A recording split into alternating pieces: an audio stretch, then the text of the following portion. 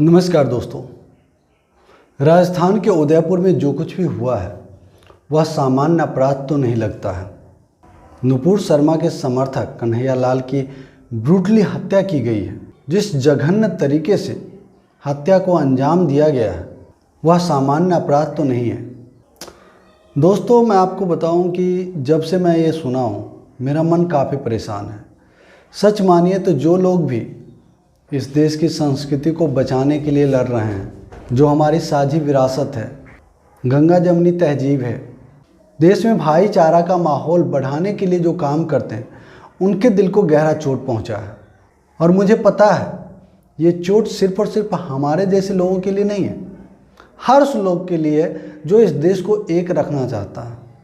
दोस्तों, ये घटना इसलिए भी स्तब्ध कर देता है क्योंकि जिस तरीके से हमारे समाज में हमारी संस्कृति रही है, हम कभी भी बदले की भावना इस तरीके से नहीं दिखाते हैं। ये निश्चित तौर पर तालिबानी तरीका है, आईएसआईएस का तरीका है और इस हत्यारे को निश्चित तौर पर आतंकी कहा जाना चाहिए। और इसने जिस तरीके से हत्या को अंजाम दिया है आईएसआईएस की तरह, इस अपराधी का, इस हत्यारा का, इस आतंकी को सज़ा भी उसी तरीके की मिलनी चाहिए। क्योंकि दोस्तों, ये भारतवर्ष है, यहाँ कानून का राज है, आज भी है। हो सकता है कि आपको किसी मामले में धोखा मिले, जिस तरीके से न्याय मिलनी चाहिए उसमें समय लगे, नहीं भी मिल सकता है न्याय, लेकिन इतना तय है समय बदलेगा, हम फिर से उस मामले को उठा सकते हैं, वापस से उसकी जांच करवा सकते हैं और फिर अपराधी को सज़ा मिलती है। तो इस तरीके से कानून हाथ में लेना, और ये कोई नई बात है, इतिहास रहा है। जब ये शिक्षा व्यवस्था, लोकतांत्रिक व्यवस्था नहीं थी, तब भी लोग गलत करने वाले के भी समर्थक होते थे और सही करने वालों के भी समर्थक होते थे। हम जानते हैं कि गलत करने वालों के समर्थक वही लोग होते हैं जिनके अंदर विष तो होता है, नफरत तो होता है, लेकिन कुवत नहीं होती अपराध करने की।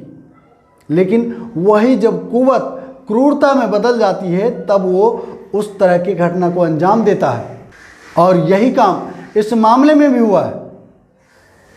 आप एक ऐसे देश में रहते हैं जहां कानून का राज है, संविधान है, आपके पास हर हमेशा कानूनी विकल्प होता है।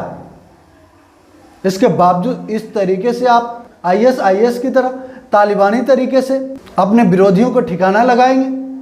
आज इस आतंकी जिसने कन्हैया लाल की हत्या की है, उसके खिलाफ पूरे देश को खड़ा होना होगा, तभी ये देश बचेगा। कहते हैं ना कि ये देश टुकड़े टुकड़े हो रहा है। नहीं दोस्तों, जिस तरीके से इसने हमारे समाज को तोड़ने के लिए किसी के समर्थक को निशाना बनाया है, हत्या करी है, वह ना सिर्फ कानून के खिलाफ है बल्कि हमारी सभ्यता और संस्कृति के भी खिलाफ है। और इसके लिए हम सबको एक साथ इसके विरोध में खड़ा होना होगा। नहीं तो दोस्तों, कल को हमारे आपके जैसे लोग जो हमेशा सच के साथ खड़ा रहना चाहते हैं, विरोधियों के खिलाफ आवाज़ उठाते हैं, तब तो हमें आपको कब का मौत के घाट उतार देना चाहिए। इन दोनों आतंकी की नज़र से देखें तो यही अंजाम होना चाहिए हमारा आपका। हम इसे कतई बर्दाश्त नहीं कर सकते हैं। इस देश में आज भी बोलने का, कानूनी लड़ाई लड़ने का, एक दूसरे का अलग अलग सोच रखने का आज़ादी तो है ही। ऐसे लोग हमारे समाज के लिए कोड हैं और इस कोड को हमें एक साथ आकर मिटाना होगा। प्रण कीजिए। परंतु दोस्तों, इस मामले में पुलिसिया चूक की बात तो दिखाई ही पड़ती है। जिस तरीके से कन्हैया लाल के पड़ोसी के द्वारा शिकायत करने पर कन्हैया लाल को 11 तारीख को गिरफ्तार किया गया, उसके बाद दोनों के बीच में कंप्रोमाइज़ कराया गया। इसके बावजूद कन्हैया लाल पर लगातार हमले की धमकी मिल रही थी। और जब कन्हैया लाल ने इस मामले के बारे में पुलिस को बताया, तब भी पुलिस इस मामले को सीरियस नहीं लिया। पुलिस ने सिर्फ और सिर्फ इतना कह दिया कि आप थोड़ा सावधान रहो, अभी दुकान मत खोलो। क्या पुलिस को इसके आगे कुछ नहीं करना चाहिए था?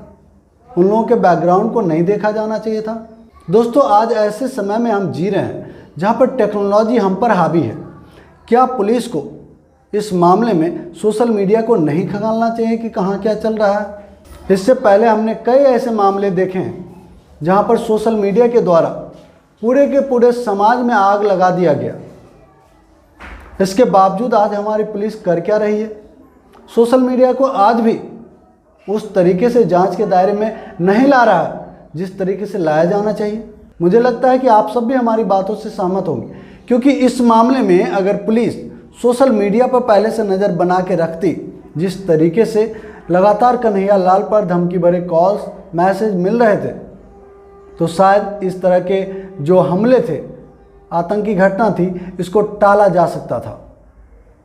लेकिन हर बार की तरह राजस्थान पुलिस भी, उदयपुर पुलिस भी अपने ढुलमुल रवैये से इस घटना को हो जाने दिया। और दोस्तों, मैं इस मामले में राजस्थान की अशोक गहलोत सरकार को भी ऐसे नहीं छोड़ सकता, क्योंकि जिस तरीके से उनके राज्य में लगातार धार्मिक उन्माद बढ़ रहे हैं और ऐसे वक्त में अब आगामी कुछ महीनों में वहाँ पर चुनाव है, विरोधी दल भी इस तरह की कंस्पिरेसी को अंजाम दे सकता है। इसके बावजूद उनके सरकार में इस तरह की कोई पावर ही नहीं दिखती। ऐसा लगता ही नहीं कि उस सरकार में कोई दम हो। ऐसा लगता है मानो वो सरकार में है ही नहीं, विपक्ष में है। और आए दिन जिस तरीके से वो सचिन पायलट के मामले में खाता खोल के बैठ जाते हैं, मुख्यमंत्री जी ये पायलट खेलना बंद कीजिए। अगर आपसे राजस्थान की बागडोर नहीं संभलती है तो सचमुच आपको राजस्थान की बागडोर पायलट के हाथ में दे देनी चाहिए। अब तो हम जैसे को लगने लगा है कि कांग्रेस का जो ये पतन हो रहा है ना, इसके पीछे आप जैसे लोग ही हैं, जो एक बार कुर्सी पर बैठ गए तो उतरने का नाम नहीं लेते हैं। अगर आप सचिन पायलट को कोसना बंद करके अपने हाथ में जो सत्ता मिली है राजस्थान के लोगों के द्वारा, वो भी सचिन पायलट के मेहनत के बदौलत, आप उस सत्ता का सही उपयोग करते, जनहित में प्रयोग करते, जनता को सुख शांति देते। लेकिन नहीं, आप तो वही करेंगे ना जो बाकी प्रदेशों में हो रहे हैं। आपके राज्य में एक के बाद एक दंगे हो रहे हैं। जब से रामनवमी हुआ है उसके बाद से तो यही चल रहा है आपके यहाँ। महोदय, अगर पिछले साल भर के आपके कार्यकाल को देखूं तो आपके राजकाज में और बाकी राज्यों के राजकाज में तनिक भी अंतर नहीं मिलता। आखिर जनता क्यों आपको ही चुने? क्या कारण है? कोई तो ऐसी बात होगी आपकी सरकार में। क्या भाजपा के ज़्यादातर नेता मुसलमान धर्मावलंबियों के खिलाफ विष उगलते हैं सिर्फ और सिर्फ इसलिए आपको सत्ता दे दी जाए हर बार? बहरहाल साथियों, ये जो घटना हुई है ये निश्चित तौर पर आतंकी घटना है। इसकी जितनी निंदा की जाए वो कम है, इसके लिए जितनी सजा दी जाए कठोर से कठोर वो कम है, क्योंकि इस तरीके से डिजाइन किए हुए हत्या के तरीके हमारे समाज के तो नहीं हो सकते हैं। सबसे पहले सोशल मीडिया पर आकर उसकी हत्या का ऐलान करना, फिर हत्या करना, उसका वीडियो भी बनाना, फिर हत्या करने के बाद किसी आतंकी संगठन की तरफ उस हत्या की जिम्मेदारी भी लेना, और यही नहीं, प्रधानमंत्री तक की हत्या करने की चेतावनी देना, धमकी देना। हालांकि अच्छी बात यह रही कि राजस्थान पुलिस ने बहुत ही कम समय में उन दोनों हत्यारों को गिरफ्तार कर लिया।